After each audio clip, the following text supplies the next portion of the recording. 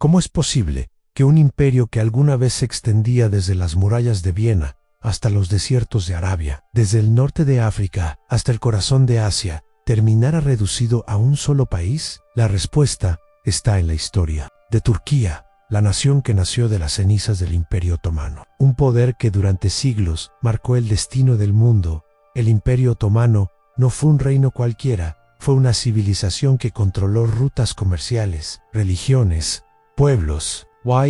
Estambul, antes Constantinopla, era el centro de un universo donde Oriente y Occidente se miraban cara a cara. Las cúpulas de sus mezquitas, los bazares llenos de especias y sedas, las caravanas que cruzaban desiertos interminables y las flotas que surcaban el Mediterráneo y el Mar Negro. Todo formaba parte de una maquinaria que parecía eterna, pero ningún imperio es eterno. A lo largo de los siglos, los otomanos enfrentaron enemigos externos y divisiones internas. El mismo poder que parecía inquebrantable comenzó a resquebrajarse, y lo que alguna vez fue el centro del mundo islámico empezó a ser visto por Europa como el enfermo de Europa. El siglo XIX trajo modernidad para algunos, pero decadencia para otros. Y en medio de guerras, derrotas y alianzas traicioneras, el destino del imperio quedó marcado. A la Primera Guerra Mundial fue la herida mortal. Las derrotas, la ocupación extranjera y la pérdida de territorios aceleraron el final. Pero en esa caída, un nuevo líder emergió, a Mustafa Kemal, con visión férrea y determinación. Transformó lo que quedaba de un imperio en una república moderna, construyendo la Turquía que hoy conocemos.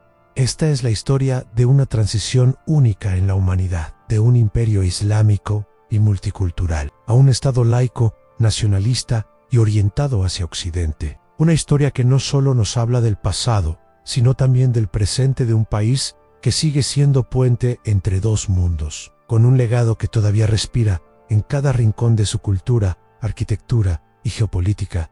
Y ahora, acompáñame en este viaje donde descubriremos cómo Turquía heredó, transformó y reinventó la grandeza de un imperio que alguna vez dominó medio planeta. Si esta historia ya te ha sorprendido, imagina lo que viene en los próximos minutos. Pero antes de continuar, quiero pedirte algo muy sencillo. Deja tu me gusta en este video. Ese pequeño gesto nos ayuda a que más personas en todo el mundo descubran estas historias ocultas de los países. También me encantaría leerte. Escribe en los comentarios qué es lo que más te impresiona del legado otomano, su grandeza militar, su arquitectura majestuosa o la manera en que aún influye en la Turquía moderna. Tus palabras hacen crecer esta comunidad de apasionados por la historia Numi. Por supuesto, si todavía no lo has hecho, suscríbete al canal. Aquí vas a encontrar las historias de los imperios, las naciones y los pueblos que cambiaron el curso de la humanidad. Cuando los cronistas de la época describían al Imperio Otomano en su máximo esplendor, no hablaban de un simple reino más, The Orient. Hablaban de un poder que se alzaba sobre 3 continentes y que tenía en Estambul, antigua Constantinopla, el corazón palpitante de su grandeza. Esa ciudad no era solo un punto en el mapa, era la encrucijada del mundo, el lugar donde caravanas de Asia se encontraban con mercaderes de Europa, donde los peregrinos musulmanes cruzaban camino con diplomáticos cristianos, y donde los mares Negro y Mediterráneo se unían como arterias de un mismo cuerpo imperial.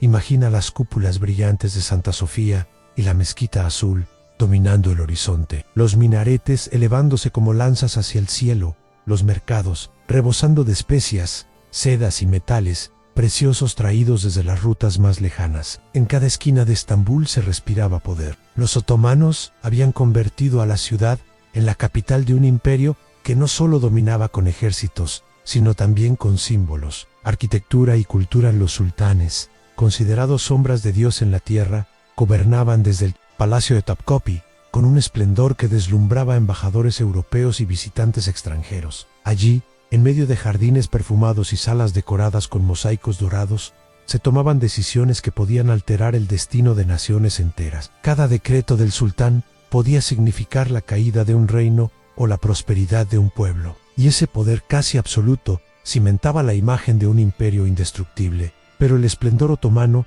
no se medía únicamente en la riqueza o en las conquistas militares, también se expresaba en su diversidad. Cristianos ortodoxos, musulmanes, judíos sefardíes expulsados de España, armenios, árabes y balcánicos convivían bajo el mismo estandarte imperial. Y aunque no todos disfrutaban de igualdad, esa mezcla de pueblos convirtió al imperio en un crisol de culturas que influyó en su arte, su gastronomía, su música y hasta en su lengua. En el control del Mediterráneo oriental les daba acceso directo a las principales rutas comerciales y con ello a un flujo constante de riquezas, especias de la India, seda de China, café de Arabia y productos europeos circulaban por sus puertos. Estambul era el centro de un comercio mundial que le permitía al imperio financiar ejércitos, levantar monumentos y mantener su hegemonía durante siglos. La imagen que Europa tenía de los otomanos en ese tiempo era ambivalente.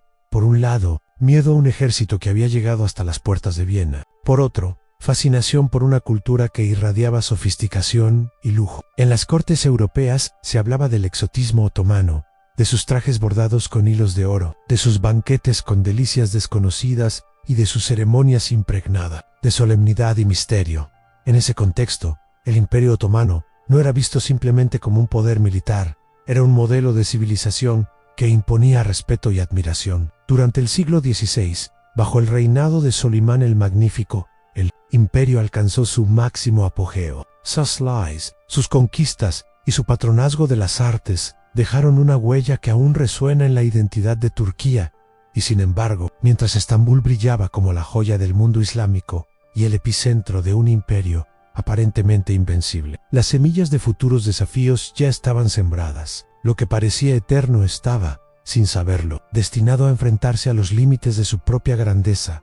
Durante siglos, el Imperio Otomano fue sinónimo de poder y respeto, pero al llegar el siglo XIX, aquel gigante que había deslumbrado al mundo comenzó a mostrar grietas profundas. Las potencias europeas ya no lo miraban con el mismo temor que en tiempos de Solimán el Magnífico. Ahora lo llamaban con un apodo humillante que se repetiría en los despachos diplomáticos de Londres, París y Viena. En el enfermo de Europa, las causas de esa decadencia eran múltiples y complejas. En primer lugar, el imperio había crecido, tanto que resultaba casi imposible gobernar territorios tan vastos y diversos, desde los Balcanes hasta Arabia, desde Egipto hasta Anatolia. Cada región tenía sus propias identidades, religiones y aspiraciones. Mantener la cohesión exigía un esfuerzo administrativo colosal, y el sistema otomano, anclado en tradiciones medievales, no lograba adaptarse a los nuevos tiempos, mientras Europa vivía la revolución industrial. Con fábricas, ferrocarriles y nuevas tecnologías, el imperio se mantenía rezagado. Las armas modernas, la industria textil mecanizada y los barcos a vapor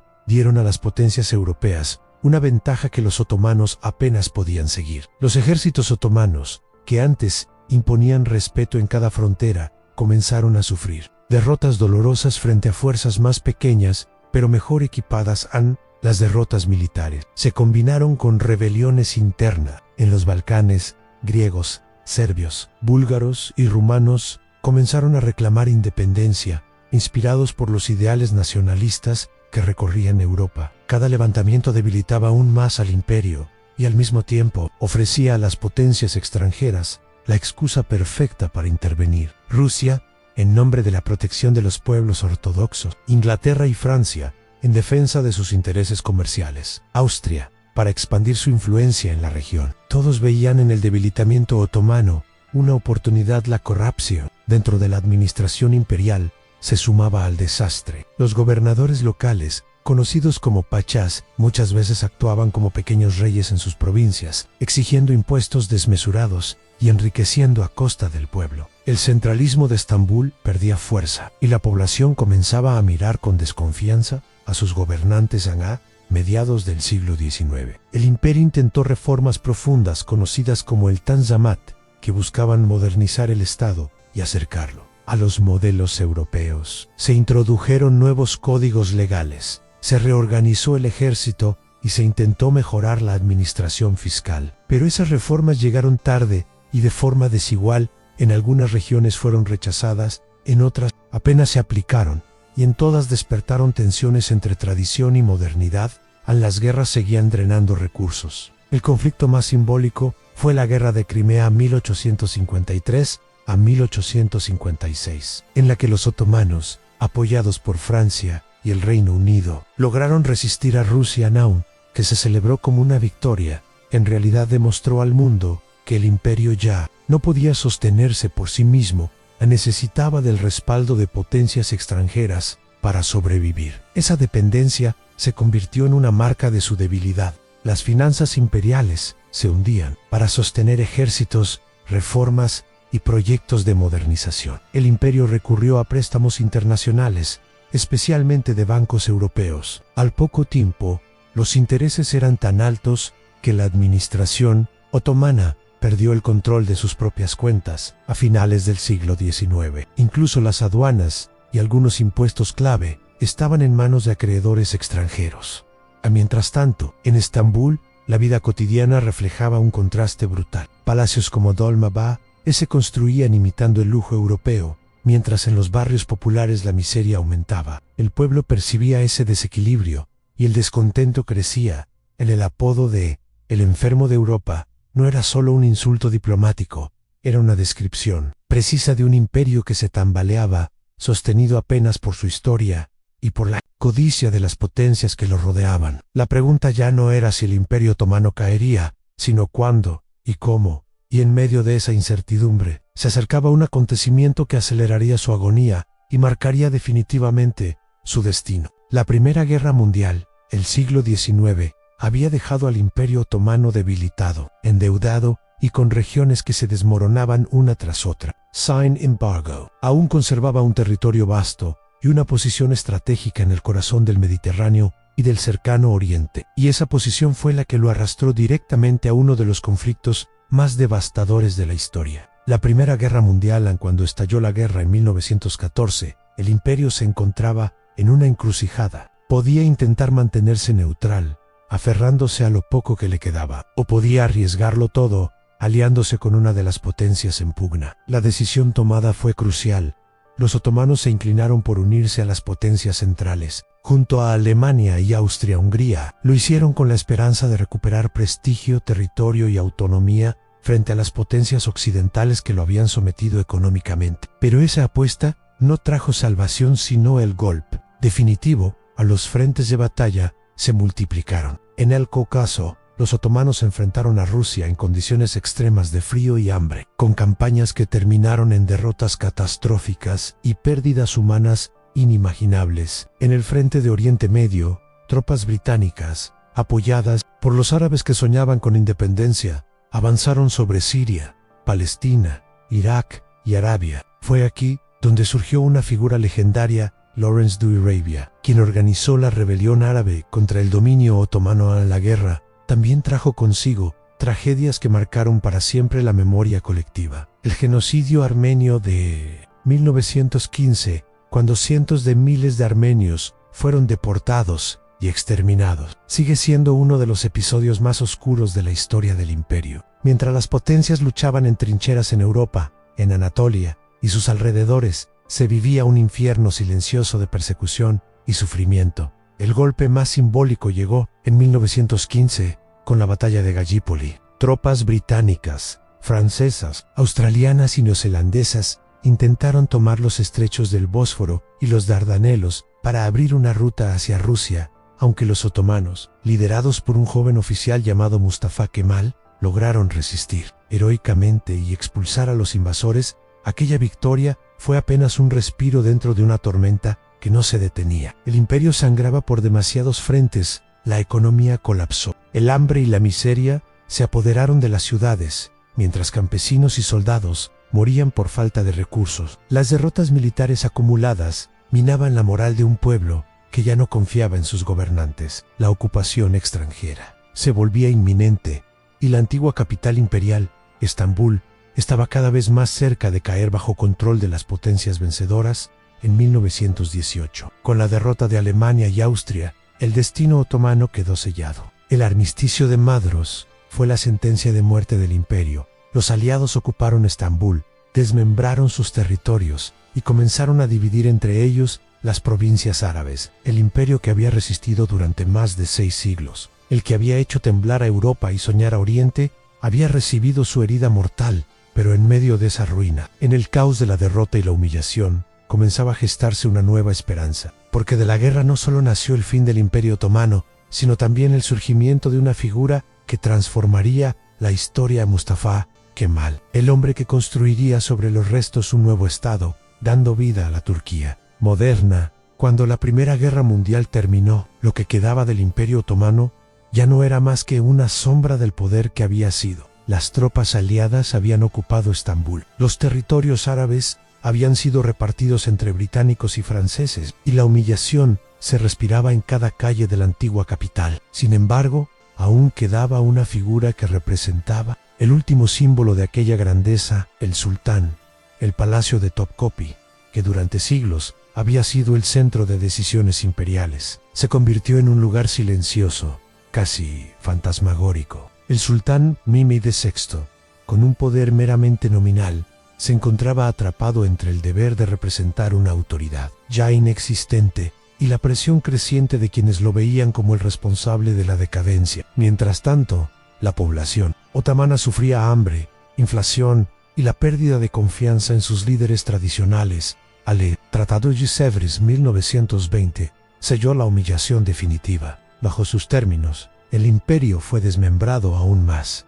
Grecia ocupó Esmirna, Armenia recibió promesas de independencia y Anatolia misma se veía amenazada con particiones entre Francia, Italia y hasta una zona de control internacional en Estambul. El corazón de la patria otomana estaba a punto de desaparecer. Para muchos, aquello fue el golpe final, la evidencia de que el sultán ya no podía proteger ni siquiera a su propio pueblo. La figura del sultán, que alguna vez fue vista como la sombra de Dios en la tierra, ahora se percibía como un gobernante impotente y complaciente con los invasores. En los cafés de Estambul, entre intelectuales, militares y jóvenes nacionalistas, surgía cada vez con más fuerza la idea de que el tiempo de los sultanes había terminado. Y con esa idea crecía la figura de Mustafa Kemal, el héroe de Gallipoli, quien se alzaba como la voz de una resistencia nueva, moderna y laica. El contraste era evidente, mientras en los palacios se celebraban recepciones bajo el lujo heredado de siglos. En las calles, el pueblo veía desfilar tropas extranjeras, banderas ajenas ondeando en edificios históricos, y un sultán incapaz de reaccionar. La brecha entre la imagen imperial y la realidad del sometimiento era tan grande que por primera vez en siglos, la institución del sultanato parecía no tener sentido. En 1922, el parlamento turco, liderado por los nacionalistas de Kemal, tomó una decisión histórica al abolir el sultanato. Mehmed VI, el último sultán otomano, fue obligado a abandonar Estambul en un barco británico, exiliado de la misma tierra que sus antepasados habían gobernado durante más de 6 siglos. Con su partida no solo se cerraba un capítulo, se extinguía la llama del poder imperial que alguna vez había hecho temblar a Europa y dominar 3 continentes. La caída del sultán no fue simplemente el fin de un hombre, sino la muerte simbólica de un imperio. Sin embargo, entre las ruinas del viejo orden, algo nuevo estaba a punto de nacer, porque si el sultán caía, Turquía debía reinventarse, y lo haría bajo principios radicalmente distintos. Cuando el último sultán otomano abandonó Estambul en 1922, parecía que todo había terminado. Un imperio que había dominado 3 continentes durante más de 6 siglos había dejado de existir. Las potencias vencedoras de la Primera Guerra Mundial se repartían lo que quedaba de sus territorios, y Turquía corría el riesgo de desaparecer en manos de extranjeros. Pero en ese momento crítico, cuando todo parecía perdido, emergió la figura de un hombre que cambiaría para siempre el destino de su pueblo. Mustafa Kemal no era un político tradicional, ni un heredero de dinastías. Era un militar, un estratega formado en las academias otomanas, que se había ganado su reputación como héroe en la batalla de Gallipoli. A diferencia de los gobernantes que lo precedieron, entendía que el viejo sistema estaba muerto, y que aferrarse a él significaba arrastrar a su nación hacia la desaparición. Su visión era radical en construir una nueva Turquía sobre las ruinas del imperio, una república moderna, fuerte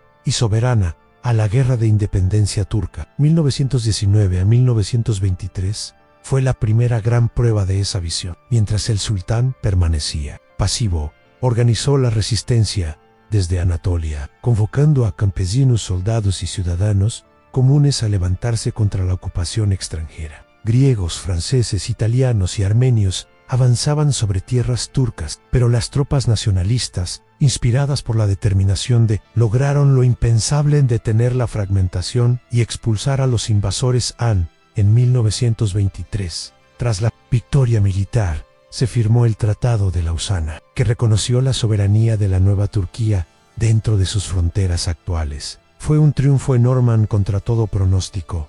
Un país que parecía condenado a la desaparición había resurgido de las cenizas. Ese mismo año se proclamó oficialmente la República de Turquía, con Ankara como capital, y fue elegido su primer presidente. Pero lo más revolucionario no fue la independencia política, sino las reformas que siguieron. Sabía que no bastaba con expulsar a los extranjeros.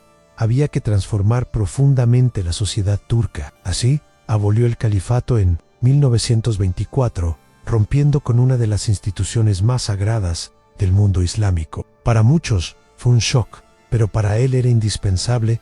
Turquía debía dejar de ser un imperio religioso para convertirse en un Estado laico y moderno. A la modernización abarcó todos los ámbitos. El alfabeto árabe fue reemplazado por el alfabeto latino, facilitando la educación y acercando al país a Occidente. Se introdujo un sistema legal secular, inspirado en los modelos europeos, que reemplazó a la Sharía. Se promovió la igualdad entre hombres y mujeres. Se prohibió la poligamia. Se impulsó la educación femenina.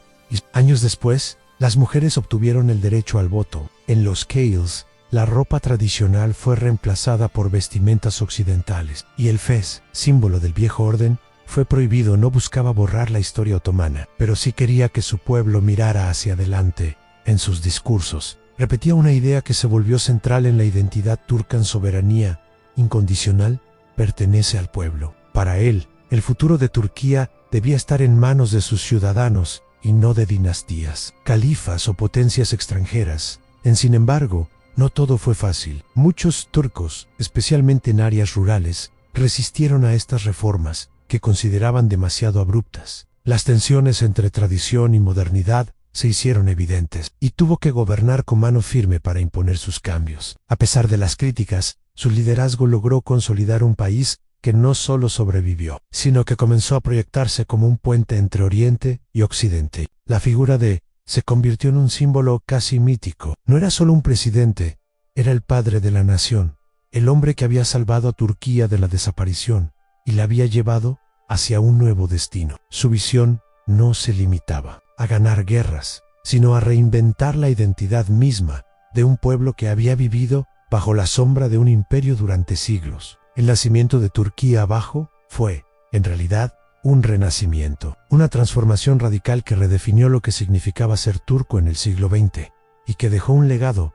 que todavía hoy marca la política, la cultura y la vida diaria de millones de personas. La proclamación de la República de Turquía en 1923 no fue simplemente un cambio de nombre o de sistema político. Fue una ruptura profunda con siglos de historia imperial, un giro radical que transformó no solo la estructura del Estado, sino también la vida cotidiana de millones de personas. Donde antes había un imperio regido por un sultán y legitimado por el califato, ahora emergía una república que buscaba su legitimidad en el pueblo y en los ideales de modernidad y progreso. Sabía que un nuevo país no podía construirse sobre las ruinas de viejas instituciones. Por eso, su primera gran reforma fue la abolición del califato en 1924, un paso que sacudió al mundo islámico. Turquía, que durante siglos había sido el centro espiritual y político de los musulmanes, renunciaba a ese rol universal para concentrarse en su propio desarrollo nacional. Con esa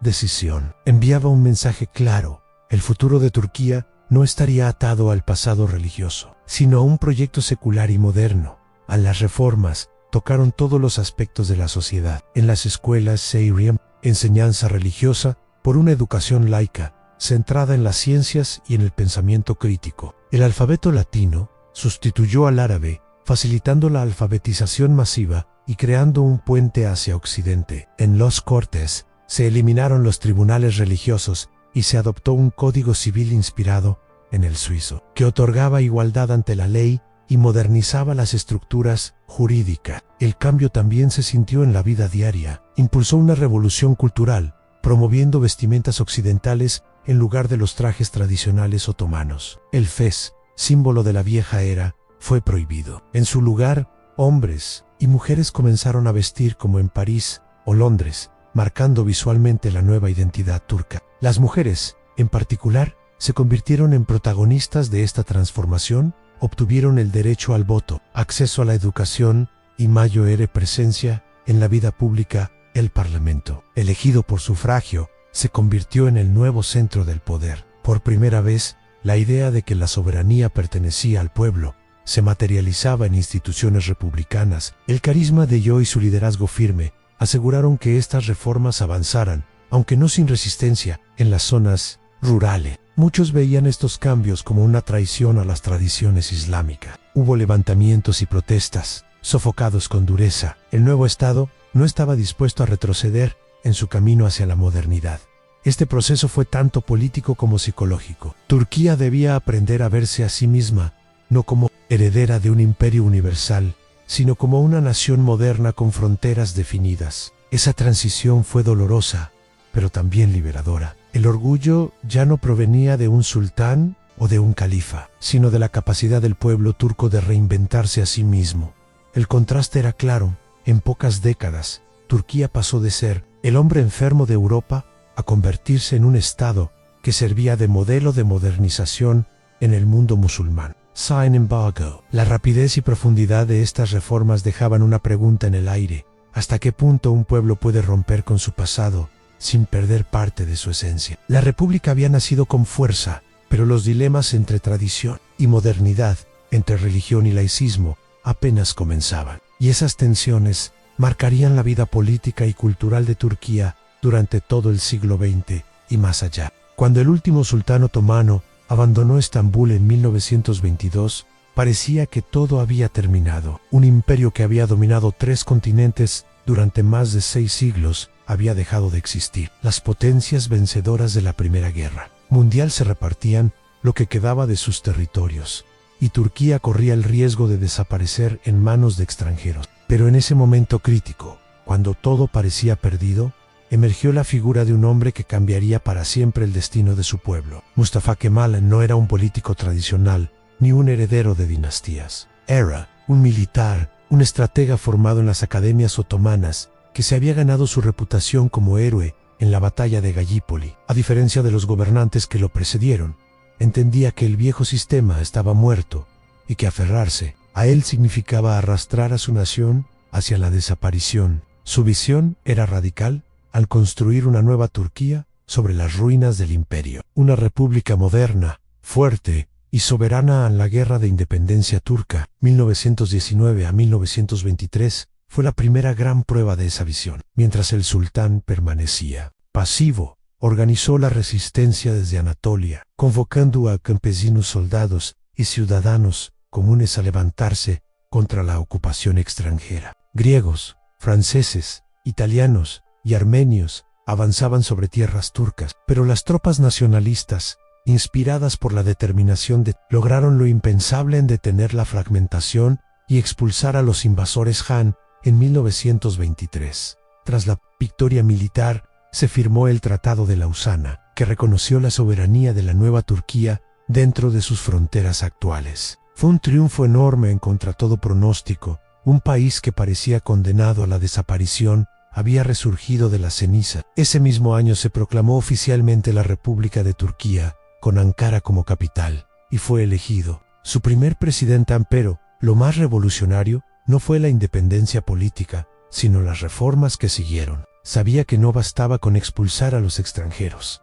Había que transformar profundamente la sociedad turca. Así, abolió el califato en 1924, rompiendo con una de las instituciones más sagradas del mundo islámico. Para muchos fue un shock, pero para él era indispensable. En Turquía debía dejar de ser un imperio religioso para convertirse en un Estado laico y moderno. La modernización abarcó todos los ámbitos. El alfabeto árabe fue reemplazado por el alfabeto latino, facilitando la educación y acercando al país a Occidente. Se introdujo un sistema legal secular, inspirado en los modelos europeos, que reemplazó a la Sharia. Se promovió la igualdad entre hombres y mujeres. Se prohibió la poligamia. Se impulsó la educación femenina, y años después, las mujeres obtuvieron el derecho al voto. En los Kales, La ropa tradicional fue reemplazada por vestimentas occidentales, y el fez, símbolo del viejo orden, fue prohibido.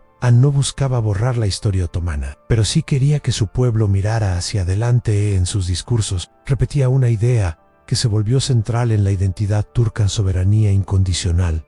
Pertenece al pueblo. Para él, el futuro de Turquía debía estar en manos de sus ciudadanos y no de dinastías, califas o potencias extranjeras. Sin embargo, no todo fue fácil. Muchos turcos, especialmente en áreas rurales, resistieron a estas reformas que consideraban demasiado abruptas. Las tensiones entre tradición y modernidad se hicieron evidentes, y tuvo que gobernar con mano firme para imponer sus cambios. A pesar de las críticas, su liderazgo logró consolidar un país que no solo sobrevivió, sino que comenzó a proyectarse como un puente entre Oriente y Occidente. La figura de se convirtió en un símbolo casi mítico. No era solo un presidente. Era el padre de la nación, el hombre que había salvado a Turquía de la desaparición y la había llevado hacia un nuevo destino. Su visión no se limitaba a ganar guerras, sino a reinventar la identidad misma de un pueblo que había vivido bajo la sombra de un imperio durante siglos. El nacimiento de Turquía fue, en realidad, un renacimiento, una transformación radical que redefinió lo que significaba ser turco en el siglo XX y que dejó un legado que todavía hoy marca la política, la cultura y la vida diaria de millones de personas. La proclamación de la República de Turquía en 1923 no fue simplemente un cambio de nombre o de sistema político. Fue una ruptura profunda con siglos de historia imperial, un giro radical que transformó no solo la estructura del Estado, sino también la vida cotidiana de millones de personas, donde antes había un imperio regido por un sultán y legitimado por el califato. Ahora emergía una república que buscaba su legitimidad en el pueblo y en los ideales de modernidad y progreso. Sabía que un nuevo país no podía construirse sobre las ruinas de viejas instituciones. Por eso, su primera gran reforma fue la abolición del califato en 1924, un paso que sacudió al mundo islámico. Turquía, que durante siglos había sido el centro espiritual y político de los musulmanes, renunciaba a ese rol universal para concentrarse en su propio desarrollo nacional. Con esa decisión, enviaba un mensaje claro: el futuro de Turquía no estaría atado al pasado religioso, sino a un proyecto secular y moderno. Las reformas tocaron todos los aspectos de la sociedad. En las escuelas se reemplazó la enseñanza religiosa por una educación laica, centrada en las ciencias y en el pensamiento crítico. El alfabeto latino sustituyó al árabe, facilitando la alfabetización masiva y creando un puente hacia Occidente. En los cortes, se eliminaron los tribunales religiosos y se adoptó un código civil inspirado en el suizo, que otorgaba igualdad ante la ley y modernizaba las estructuras jurídicas. El cambio también se sintió en la vida diaria. Impulsó una revolución cultural, promoviendo vestimentas occidentales en lugar de los trajes tradicionales otomanos. El fez, símbolo de la vieja era, fue prohibido. En su lugar, hombres y mujeres comenzaron a vestir como en París o Londres, marcando visualmente la nueva identidad turca. Las mujeres, en particular, se convirtieron en protagonistas de esta transformación. Obtuvieron el derecho al voto, acceso a la educación y mayor presencia en la vida pública. El Parlamento, elegido por sufragio, se convirtió en el nuevo centro.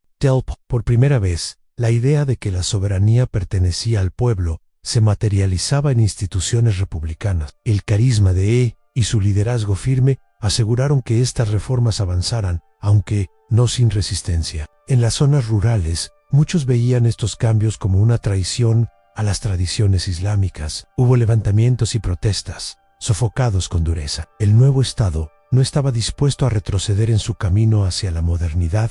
Este proceso fue tanto político como psicológico. Turquía debía aprender a verse a sí misma no como heredera de un imperio universal, sino como una nación moderna, con fronteras definidas. Esa transición fue dolorosa, pero también liberadora. El orgullo ya no provenía de un sultán o de un califa, sino de la capacidad del pueblo turco de reinventarse a sí mismo. El contraste era claro en pocas décadas. Turquía pasó de ser el hombre enfermo de Europa a convertirse en un Estado que servía de modelo de modernización en el mundo musulmán. Sin embargo, la rapidez y profundidad de estas reformas dejaban una pregunta en el aire: ¿Hasta qué punto un pueblo puede romper con su pasado sin perder parte de su esencia? La República había nacido con fuerza, pero los dilemas entre tradición y modernidad, entre religión y laicismo, apenas comenzaban, y esas tensiones marcarían la vida política y cultural de Turquía. Durante todo el siglo XX y más allá, la joven República Turca se enfrentaba a un reto mayor que las batallas: cambiar la mentalidad de todo un pueblo. Impulsó un laicismo sin precedentes en el mundo musulmán. La religión dejó de ser el eje de la política y se convirtió en una esfera privada. Se crearon universidades modernas, la ciencia fue priorizada y las mujeres conquistaron derechos que antes parecían imposibles. Turquía quería presentarse como un país moderno, occidentalizado, pero sin dejar de ser orgullosamente turco. Era un experimento único, una nación puente entre Oriente y Occidente. Las reformas no fueron solo políticas, también culturales. La lengua turca se simplificó, los alfabetos modernos aceleraron la alfabetización y el arte comenzó a florecer bajo una nueva mirada. Se construyeron teatros, museos y universidades, y la identidad nacional turca empezó a consolidarse. Aunque no todos aceptaron este cambio radical, el proyecto logró plantar una semilla la de un país que quería ser protagonista en el siglo XX. El cambio nunca.